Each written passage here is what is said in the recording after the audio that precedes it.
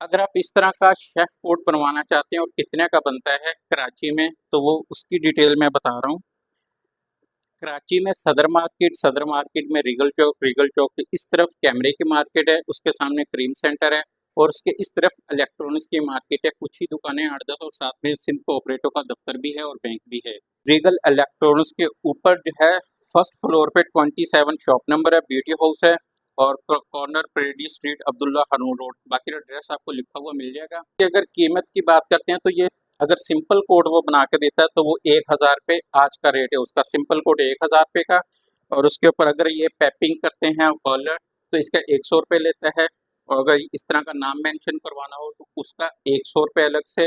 अगर यहाँ पे लोगो वगैरह करवाने हैं तो उसका 100 रुपये अलग से, और अगर फ्लैग लगवाना हो तो उसका 100 रुपये अलग से। ये कह लें कि 1500 रुपये में आप अपनी मर्जी का जैसा मर्जी कोट बनवा सकते हैं, जिसके अंदर मोटा पतला तरपाल जैसा कपड़ा या वाशिंग वेयर, वाइट कलरफुल बहुत सारे उसके पास वैरायटी होती हैं। और वहाँ उसके पास पहले से जो मौजूद होता है वो लार्ज, मीडियम और स्मॉल, ये 3 साइज़ उसके पास पहले से मौजूद होते हैं।